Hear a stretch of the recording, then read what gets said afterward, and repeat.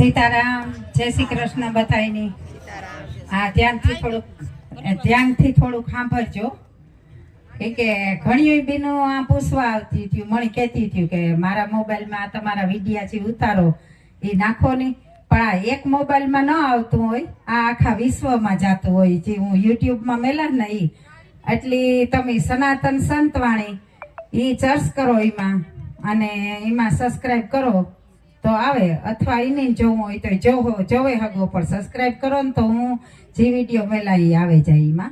અને બીજું છે બીજું ચેનલ છે એ મેર ફેમિલી છે, એમાંય પણ આવે મેર ફેમિલીમાં. એટલે આમાં કોઈ એકના વિડીયો એકના મોબાઈલમાં હું ન નાખતી હોય, બધાયના આમાં આખા વિશ્વમાં જતું હોય હતા. અને એક એવો ખાસ કે આપણી જે શાસ્ત્રીજી આ કથા વાસે એ બધાયની ગમે ને એકદમ, કે આ એક જીવતું જાગતું એનું પ્રમાણ છે કે એટલા દી થયા તોય પણ આપણી આ આપણો મંડપ ભરસક છે અને એટલા બધા માણસ છે. આ તો તમારે શાસ્ત્રીજીની જો કાયમ તો આપણે એના ફેરા ન રહી શકીએ, કે હું એની કથાઓમાં ઘણી ઠેકાણે ગઈ, આજુબાજુ ગમે ત્યાં હોય ને ત્યાં હું જાતી હોય, પણ તમારે બધાયની જો એના હારી રહેવું હોય તો શાસ્ત્રીજીનું ચેનલ છે દર્શન જોશી ઓફિશિયલ. તો એ બધાય તમે સર્ચ કર્યો ને તો એ તો લાઈવ મૂકે.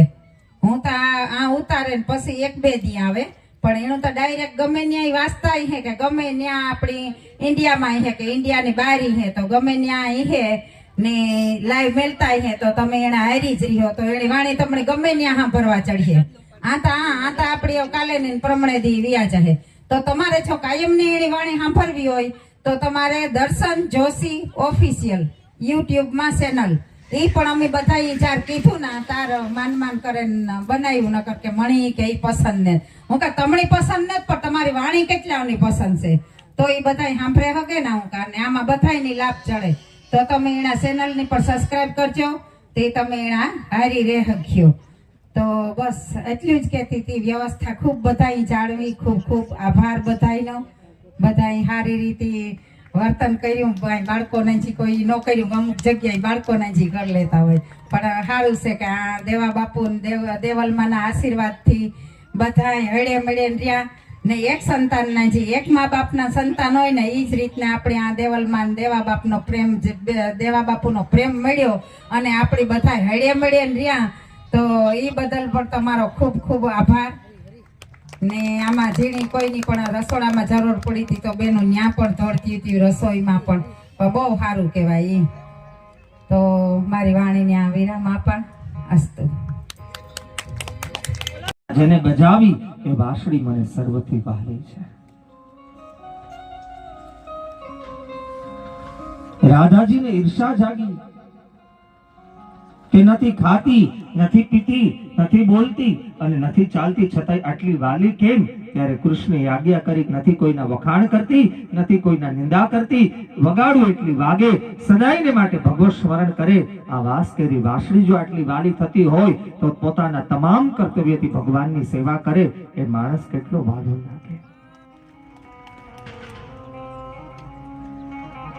એટલા માટે અહીંયા શબ્દ આપ્યો એ વાલો આપ્યો.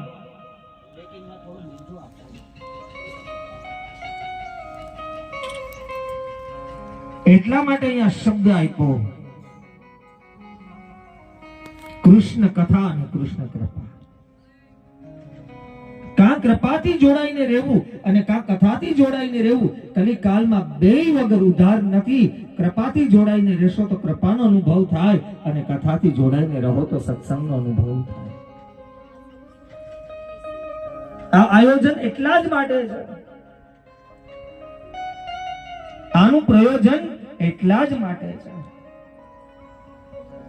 ભક્તિ, જ્ઞાન અને વૈરાગ્ય ઇતિ શ્રીમદ ભાગવત.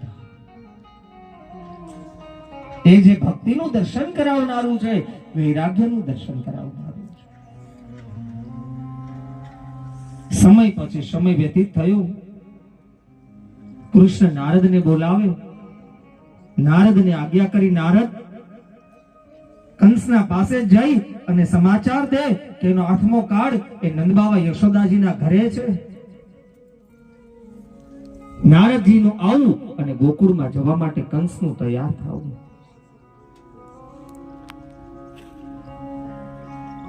આડો હાથ એ નારદજીએ રાખ્યો.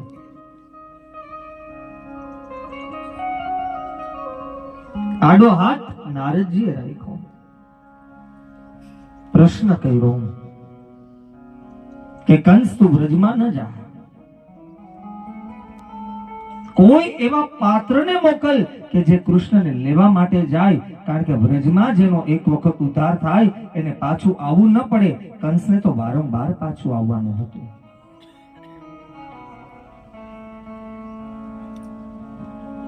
કંસ જેવા બનશું તો વારંવાર પાછું આવવું જ પડશે, પણ એક વખત અક્રૂર જેવા બની અને કૃષ્ણને જાણી લ્યો, આ ભવસાગરમાં પાછું આવવું ન પડે. આ ત્રિવિધ દર્શન છે, આ ત્રિવિધ લીલાઓનું દર્શન છે, આ ત્રિવિધ કરુણાઓનું દર્શન છે.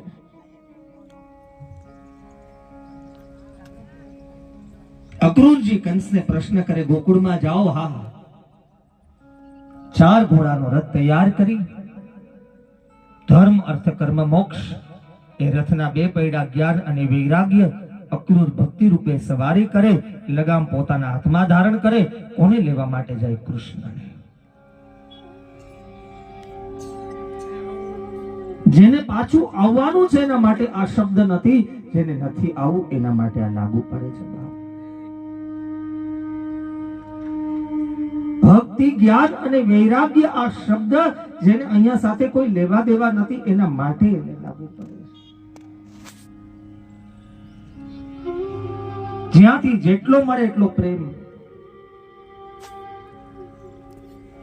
જ્યાંથી જેટલું મળે એટલું જ્ઞાન અને શ્રદ્ધા, એમાં પછી લેશ માત્ર શંકા ન હોવી જોઈએ. સોયની અણી રે એટલી પણ શંકા ન હોવી જોઈએ. એટલી શંકા એ સમજણનો નાશ કરે, પણ પૂરેપૂરી સમજણ થઈ જાય અને કૃષ્ણ ઓળખાઈ જાય તો એમાં શંકા લેશ માત્ર ન હોવી જોઈએ.